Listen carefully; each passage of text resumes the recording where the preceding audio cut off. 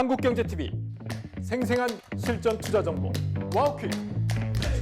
월 5,000원 커피값으로 투자 정보가 내 손 안에 배달됩니다. 와우킥 N에서 만나요.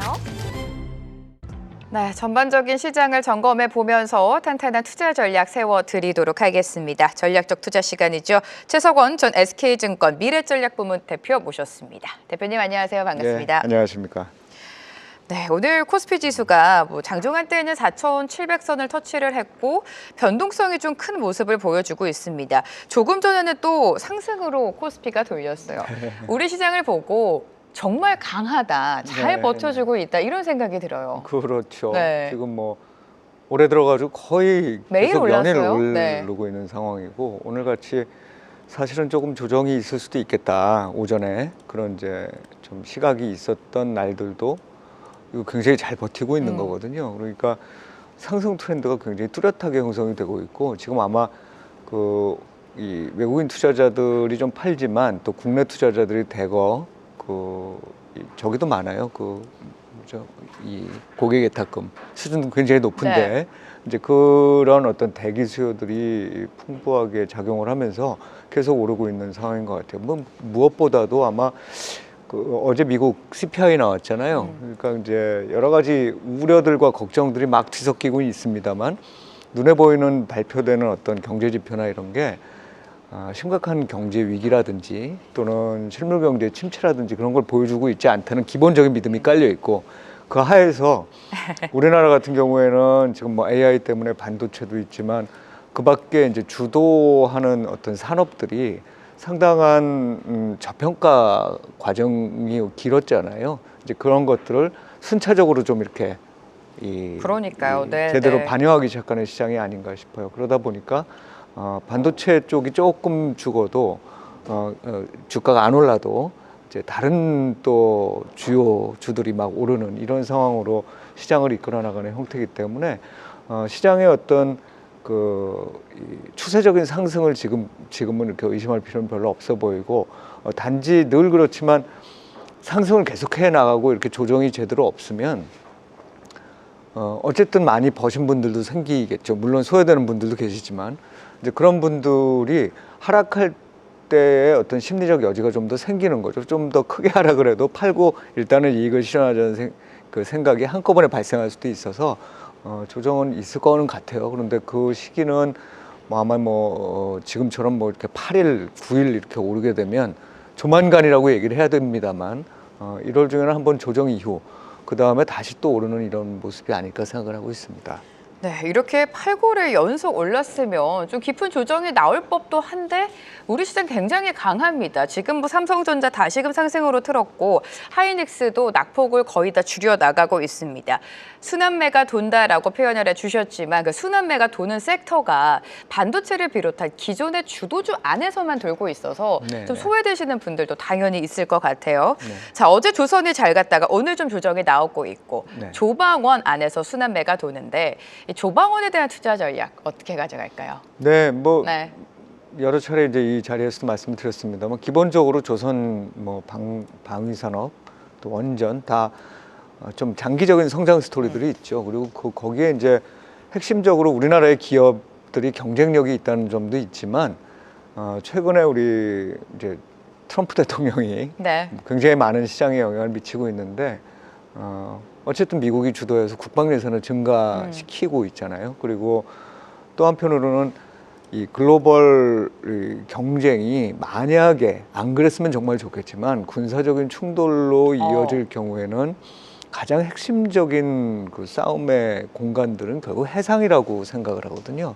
이제 그러다 보니까 해상과 관련된 어떤 이 경쟁력 우위를 확보하거나 또는 적어도 뒤지지 말아야 되겠다는 이런 어떤 심리적인 압박이 굉장히 강할 수밖에 없다. 거기에 돈을 많이 쓸 수밖에 없다는 점에서 일단 조선은 평가를 해야 되고 원전이라든지 또는 방위산업, 그러니까 조선과 방위산업은 그쪽으로 평가를 하고 네. 원전 같은 경우는 기본적으로 전력 수요가 지금 너무 많이 생기고 있어요. 그 전력 수요에 대한 얘기도 여러 차례 우리 말씀을 같이 나누지만 이건 결국은 앞으로 반도체뿐만 아니라 모든 산업 부분, 도시 하나 건설하는데도 과거보다는 이게 거의 상상하지 못할 정도의 전력 수요들이 나타날 거다. 이렇게 되면 지금 마치 반도체가 부족하잖아요. 네. 부족해서 공급을 못 해가지고 문제가 생기는 것처럼 대신에 기업들은 좋죠. 가격을 비싸게 받을 수 있으니까 이제 그런 현상들이 전력 부문에서도 나타날 수 있다. 이제 이런 기대들을 감안하면 이런 어떻게 되고 있는 데에서 너무 비싸져서 비중이 올라갔으면 그거를 좀 줄이고 그랬다가 다시 또 조금 상대적으로 싸 보이는 그 성장 스토리가 있는 기업들로 갔다가 그게 또 비싸지면 이렇게 이쪽으로 옮겨가는 그러니까 상대적인 어떤 그 밸류에이션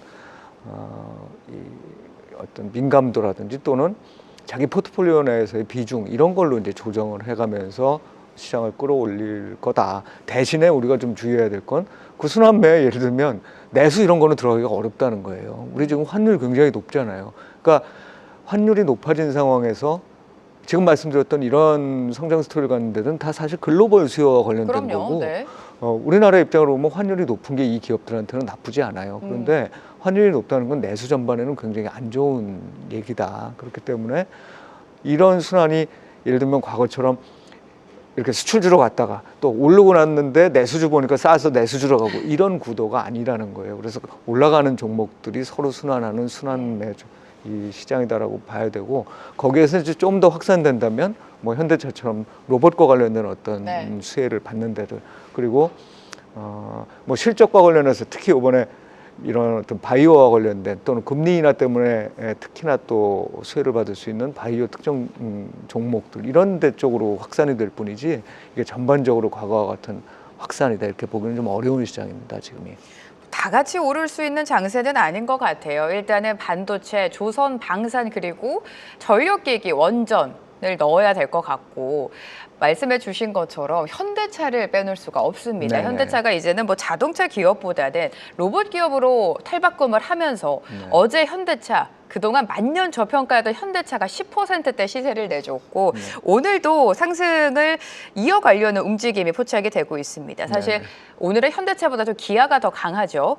현대차 그룹주 전반적으로 어떻게 끌고 갈까요? 우리가 이제 로봇으로만 봐야 될 것 같아요. 네, 자동차로 보면 그러니까 자동차로 보더라도 이익 규모에 비해서는 저평가되어 있다는 게 기본적으로 현대차에 대한 인식이었습니다. 그런데 자동차 시장이라는 게 워낙에 이 증가를 하더라도 또 이제 새로운 환경에서 전기차와 자율주행차 이런 어떤 여러 가지 이 혼란스러운 상황에서 어디가 이 수위를 차지할 것인지 모르는 상황이기 때문에 그 자동차 분야에 대해서도 현대차에 대해서 점수를 높게 주기가 어려웠던 게 이제 투자자들의 심정이었을 거예요. 그런데 정말 기다리던 일들이 이제 벌어지는 거죠. 예를 들어서 지난번에 그 젠슨 황하고 이렇게 맥주 드시면서 사진 찍었을 때 잠시 기대가 있었고 또 다들 어떤 이런 식으로 좀 더 구체적인 내용들이 나오는 거 아니냐라고 얘기들을 했는데 이번 CES 거치고 하면서 사실 현대차가 정말 AI 로봇과 관련된 플랫폼 그룹으로서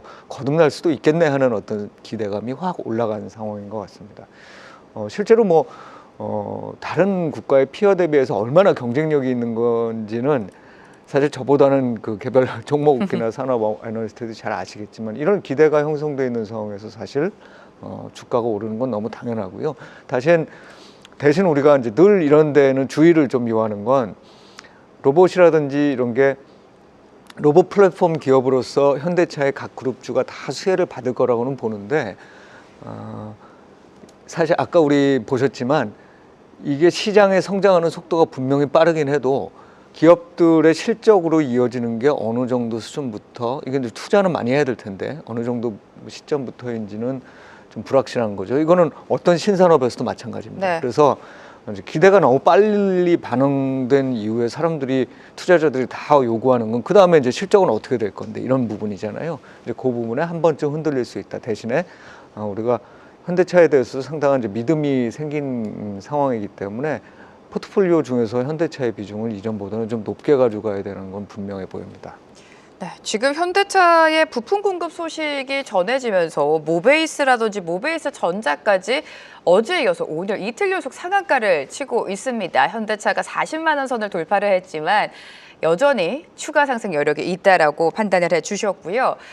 AI 산업이 지금 계속해서 버블론이 잊을만 하면 부각이 되는 게 적극적인 투자, 그러니까 굉장히 많은 돈이 들어가고 있는데 그거를 숫자로 실적으로 언제 보여줄 수 있냐, 이 버블이 언제쯤 터질 거냐, 이 우려인 것 같습니다. 그 중심에는 뭐 오라클 같은 이유가 있죠. CDS 프리미엄 상승을 했다는 점. 근데 AI 산업이랑 오라클이랑 좀 분리해서 봐야 된다는 시각이 많아요, 대표님. 네네, 네. 뭐 그럴 것 같습니다. 그러니까 어떤 버블이든지 간에 버블이 끝나고 난 이후에 그러니까 이유가 없어서 버블이 생기는 경우는 없어요. 그러니까 이유가 있다는 거는 뭐냐면 이 산업은 분명히 큰다. 예를 들면 인터넷 때도 인터넷은 분명히 장기적으로 봤을 때 크는데 중요한 건 거기서 누구나 다 성공하는 건 아니라는 거고. 그럼요. 네. 그 와중에 잘못 판단을 통해서 너무 자기네들이 벌어들이는 돈이라든지 지불 능력에 비해서 돈을 많이 꾸는 이제 이런 기업들의 경우에는 상당히 이제 어려움을 겪는 기간이 길어지는, 그리고 그게 시장 전체를 때로는 뒤흔드는 모습이 나타날 수도 있어요. 지금 아주 자연스럽게 그런 현상이 나타나는 겁니다. 그러니까 AI는 기본적으로 지금 버블로 가고 있는 중이에요, 계속. 그리고 그 와중에서 탈락하는 기업들도 분명히 또 생길 거고 그게 시장에 영향도 미칠 겁니다. 근데 AI와 다른 그 최근에 있었던 한 지난 20년간의 기술 혁명과를 비교해 보면 가장 큰 차이는 생산성 문제예요. 최근에 그 머스크가 그런 얘기를 많이 하시죠. 네네.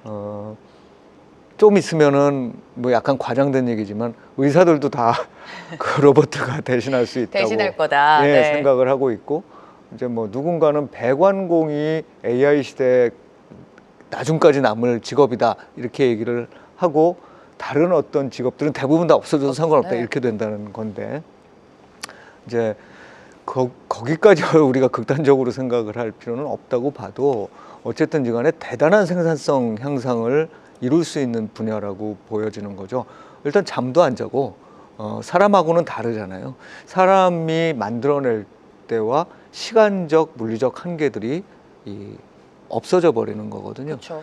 거기서 나타나는 굉장히 많은 거시경제적 또는 사회 문제가 발생할 수 있어요. 근데 그런 어떤 사회 문제를 제외하고 순수하게 어떤 생산성의 관점에서 보면 생산성은 굉장히 올라갈 가능성이 높습니다. 그리고 그 생산성이 올라가는 것들의 수혜는 결국은 AI 기업들이 가져가게 될 거예요. 네. 그러니까 지금 현재 투자 규모라는 게 높아진 성장률, 경제라는 게 원래 그런 겁니다. 막 서로 간에 뭔가를 많이 만들어내고 많이 서로 쓰고 그러다 보면 성장률이 올라오고 그거를 기업들이 이익의 형태로 가져가게 되는데, 성장률이 예를 들어서 지금 글로벌 성장률 한 2, 3%대에서 이게 한 6, 7%대로 올라간다. 특히나 뭐 작은 나라들은 아니더라도 AI를 빨리 도입하는 나라들이 그 정도로 올라간다고 그랬을 때 거기서 발생하는 수익의 상당 부분을 결국은 기업들이 가져간다라고 봐야 됩니다. 그래서 지금 사실은 이 AI는 다른 것과 좀 다른 형태다. 그리고 AI가 또 도움을 줄 수 있는 게 이게 사실은 케빈 하셋, 케빈 월시 뭐 이런 분들, 또 베센트 같은 분들이 네네. 얘기하는 것 중에 하나가 이것 때문에 물가가 안 오른다는 거예요. 물가가 안 오른다는 얘기는 공급할 수 있는 능력이 예전보다 굉장히 커지기 때문에 사람들이 많이 수요를 하더라도 그거에 충분히 대응할 만한 어떤 생산이 이루어질 수 있다는 얘기고, 물론 거기에 약간 함정이 있죠. 예를 들면 90년대 중반에 인터넷 혁명 뭐 이럴 때는 그것도 물가를 안정시켰지만 중국이 등장하면서 물가를 안정시킨 부분이 있거든요. 이제 거기에 논란들이 좀 있어요. 그래서 세계화와 생산성 향상이라는 두 가지가 다 작동해야 되느냐, 아니면 이쪽에서 주장하듯이 생산성 향상이라는 게 결국은 그 중국 효과나 이런 것들도 다 포괄적으로 이번에는 그 같이 나타나게 네. 해줄 수 있는 거기 때문에 물가가 안정될 수 있는, 어쨌든 중요한 거는 물가가 내려갈 수 있다는 겁니다. 그래서 결국은 이 AI와 관련된 부분이 지금은 당장 실적하고의 어떤 괴리 때문에 반복적으로 버블론이 나타나지만 궁극적으로는 이게 경제를 상당히 좀 지금과는 다른 모습을 이끌어 나갈 가능성도 높아서 제가 보기엔 함부로 반도체를 비롯한 어떤 AI 산업 전반에 걸친 그 특히 선두주자들의 이 주식을 파는 거는 좋은 선택은 아닌 거라고 생각합니다. 네, AI 산업이 확대가 되면서 우리가 로봇이 인간을 대체할 것이다 이런 이야기 정말 많이 나오고 있고 실제로 미국 고용을 보더라도 AI 때문에 고용에 일자리가 막혔다 이런 이야기 듣고 있습니다.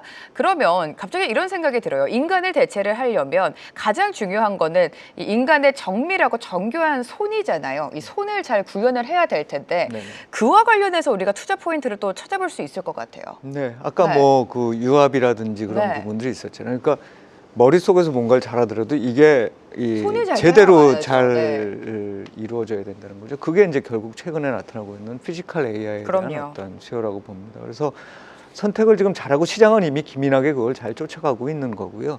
이제 대신에 한편으로는 장기적으로 볼 때 그런 어떤 투자와 그런 쪽에 있어서 지향점을 갖고 움직이는 건 분명한데 어떤 기업이 물론 지금 제일 잘 나가고 있는 기업이 거기에 가장 앞서 나간 어떤 기술력을 보유하고 있다 이렇게 볼 수 있지만 이게 그런 산업에서도 보면 그러니까 정말로 특별한 기술들이 또 발생하는 경우들이 생기거든요. 그래서 그런 거를 좀 꾸준하게 보면서 로봇 기업들도 지금 잘 나가고 있는 곳과 가능성을 가진 기업들이 있는 데들 쭉 펼쳐놓으시고 그 다음에 선택을 좀 너무 집중하지 않는 게 좋지 않을까 생각을 합니다.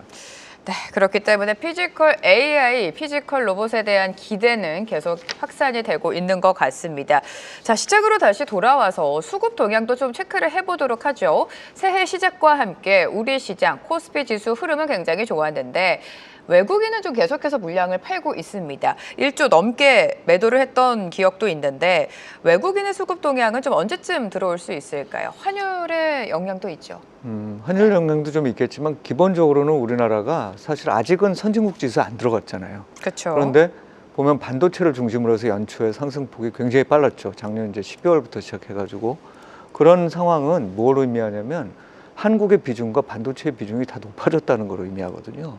그러니까 이 전략적으로 나는 그냥 이거 사서 장기적으로 들고 갈 거야라는 전략적 투자자들, 장기 투자자들 관점에서는 이거 큰 문제 아닌데 문제는 이 단기적으로 리밸런싱을 해야 되는 외국인 투자자들도 워낙 많다는 거예요. 대부분 기관 투자자들이지만 이제 그런 분들은 당연히 이렇게 급격하게 오르고 나면은 당연히 비중을 조절해야 될 수밖에 없는 상황이다. 그게 이제 요 며칠째 나타나고 있고 좀 더 진행될 수도 있다고 봅니다. 왜냐하면 다른 나라 지금 별로 못 올랐잖아요. 일본 제외하고 나면 사실 주가가 그렇게 썩 많이 오른 데가 없거든요. 그러다 보니까 비중이 높아진 부분들을 좀 정리하는 과정일 거다. 근데 비중이 낮아지고 난 다음에 그럼 우리나라가 이런 여러 구도 하에서 버리고 갈 나라일 거냐? 제가 보기엔 전혀 그렇지 않다. 네. 그래서 다른 나라들이 좀 오르면서 우리나라가 상대적으로 그런 어떤 비중이 줄어드는 이런 과정들이 필요해서 글로벌 전체 상승도 필요하지만 조금 시간과